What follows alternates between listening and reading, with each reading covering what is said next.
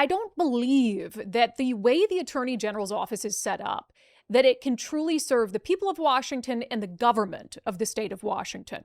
But more than just complain about it today, I want to start the process of trying to figure out together, how do we change it? Is it possible to change it? And what exactly would that look like? And I'll get into why I'm so fired up about this today, but here's my general idea, okay? So you have the Office of the Attorney General. It is a statewide elected office. I think it should be split into two. I think you should have an Attorney General for state government and an Attorney General for the citizens of Washington State. So here's what this looks like. And again, I don't know the answers to all this. I'm not even 100% sure how it would be done. I think it would probably require some sort of constitutional amendment, but I believe that the office needs to be split into two different, distinct statewide elected offices. So you've got the state Attorney General, that is the attorney for the state government. It defends the state in legal disputes. It defends state interests in disputes with the federal government. And then separate from that, independent from that, the citizen attorney general. So this is the attorney general that represents the citizens, the interests of the citizens, defends citizens against state government and government overreach, defends the state constitution and our rights under the state constitution, handles certain public records cases, and defends voter initiatives. That last little bit there is one of the things that has made me so passionate about trying to change the Office of Attorney General. And I was reminded of why I believed that yesterday. So after the United States Supreme Court came out with its decision that red states can ban biological boys from girls' sports, here's what Attorney General Nick Brown posted from his official Attorney General account yesterday. He said, "It's dismaying that the court would permit states to discriminate against trans student athletes. This ruling does not change Washington law, and we will continue to uphold the rights and dignity of trans youth." Again, that's our Attorney General, not from his personal page, from his official government account. Now, why is this so problematic? Well, of course, we are months away from Washington voters deciding whether to protect girls' sports. And he's saying that the ruling does not change Washington law, but that it lacks dignity, that banning trans kids from girls' sports steals the dignity of trans youth. So clearly he's against the idea of keeping trans kids boys out of girls' sports. Clearly he's against it. But who would defend the will of voters should voters decide in November in the state of Washington to keep boys out of girls' sports? Nick Brown. Does that not seem very, very problematic? And this could go for a million other things. You can't represent the interests of the government or the political party that's in power as the Attorney General and then simultaneously represent the interests of the citizens. And we've seen this play out time and time again, right? Where you have government officials. I mean, look at the effort to protect natural gas. That was a Let's Go Washington initiative. You know, the voters passed it. And what did Governor Jay Inslee do? Well, he said, we're challenging that in court. And they decided to challenge the will of voters. Okay, well, who's the attorney for the governor? The Attorney General. Who's the person who's supposed to help defend the will of voters? The Attorney General. You can't freaking do both things. You can't convince me that you can do both things. So now we have an Attorney General who is out in the open saying he doesn't agree with a SCOTUS decision to protect girls' sports, and we're supposed to believe that he'll defend us when we vote in November to protect girls' sports. It's just not possible. Frances Staudt, a few things so I posed this to the Attorney General's office after that post yesterday, and I'll get to their response momentarily. But Frances Staudt, who, we've had her on the show before, she has become one of the most important voices of young women in our state, who has been, very adamantly speaking out in favor of protecting girls' sports. She's an athlete in Tumwater. She's going to be, I believe, a senior this year in Tumwater. She posted a response to AG Nick Brown. It's long, but I think it's important, and these girls' voices are not being heard enough, so I'm going to read the full thing for you.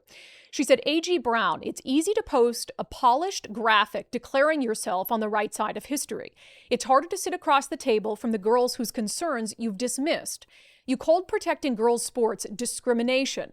Many Washington families, including mine, call it common sense. There is nothing discriminatory about standing up for girls, advocating for fairness, and asking leaders to listen to the athletes and families directly affected by these policies. There is nothing dismaying about the courts reaching this decision. What I do find dismaying is that politicians such as yourself, Senator Jamie Peterson, Governor Bob Ferguson, and Superintendent Chris Reichdahl continue to oppose protections for female athletes. I also find it dismaying that 3 women serving on the Supreme Court ruled in a way that turned away from biological reality, truth, and the interests of female athletes. If you're so confident your position is right, then meet with the athletes, parents, and coaches who disagree with you. Listen to the girls who have been directly affected instead of speaking for them. I'm happy to have that conversation anytime. Are you? She goes on to say, we all know A.G. Brown isn't going to change his views or suddenly decide to protect me and other female athletes. Now it's time to get to work. I'm calling on every Washington voter to pay attention to what the politicians in Olympia are trying to push. I believe it's radical gender ideology, not biological reality, and it's affecting girls across the state. If you believe girls deserve fair competition, equal opportunities, and privacy in their own spaces, I urge you to vote yes this November. I may be too young to vote, but I am not too young to fight. I won't stop until girls and women are protected in their sports and private spaces. And when we look back at this moment, I am confident that I will be the one on the right side of history. Bravo to Frances Staudt. Better said than any adult could say it.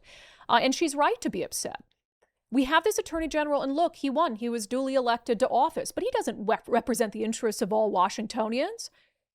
And I'm sorry, there's really nothing you can say to convince me that his office will, to the best of their ability, defend the will of voters in November if it doesn't go the way that he wants it to go. So I posed 2 questions to the Attorney General's office. One, why should voters, given what he said about the SCOTUS ruling, trust that he's going to defend the will of voters in November? And then 2, should he be posting that from his official government account, considering we have an issue on the ballot in November about this very topic? Here's what Mike Falk, his spokesperson, said to us in response. The AG is already in court defending an initiative he doesn't personally support, but knows was duly approved by voters. His job is to enforce and defend the laws of Washington, even when he disagrees with the policy. Like, look, I know that's his job, and I know that it requires that he do so. My question is, can he be trusted to do so to the best of his ability? Can the people he's put in the positions to defend the will of voters, whether it's, for the natural gas, protecting natural gas, or protecting girls' sports, or protecting parental rights, or the income tax? I mean, your office was colluding with Democratic lawmakers to try to push through an income tax that could withstand a constitutional challenge. And you expect me to believe that if the thing passes in November, that you'll do your best to defend the will of voters on the income tax or parental rights or girls' sports? It's about optics, too. Maybe you will. Maybe you'll give it an old college try. You'll throw everything you have at it. But will voters trust it? I just don't think so. I don't think that we can. And so if I go back to, just really quickly, the concept of splitting this into 2 different statewide elected offices. And look, in Washington, they'll probably put a very liberal person as the citizen's attorney as well. But I still believe that if you have someone, and there's a couple reasons why this is necessary and beneficial. I think I've pointed out the obvious one, which is, no, you can't be the attorney for the state and be the attorney for the citizens, because sometimes the interests of the state and the government are very different from the interests of the citizens. But a couple of these things that I mentioned that a citizen attorney general could take on, public records cases. So if a citizen wants to sue because public records have been mishandled, they have to come out of pocket probably tens of thousands of dollars for an attorney. Why should they have to do that? When it's the government that has the duty to be transparent, I think there should be a mechanism by which a state attorney general can handle public records cases when the government fails to provide records and be transparent to the public. And then on the voter initiatives, that's very obvious, as we've been discussing. I don't think you can do both. And in its current makeup, the attorney general is sort of required to do both. It's like, if the government doesn't like the result of an initiative, well, I've got to defend them, and the state legislature and the governor will also defending the will of voters. So what does this look like? I assume that it would be some sort of constitutional amendment where you would divide these duties. And there's way more duties than enumerated here that the attorney general's office handles. But I don't think it would take an awful lot of effort to say, how do we divide that? And how do we, divide the office and the staff and all of these things so that we can truly have an independent sort of arbitrator in state government looking out for the citizens and the Constitution and fighting against the erosion of our constitutional rights and fighting against any efforts to erode our right to vote and our right to initiative and our right to referendum. So I'm very passionate about trying to make this happen. I'm curious what you guys have to say about it.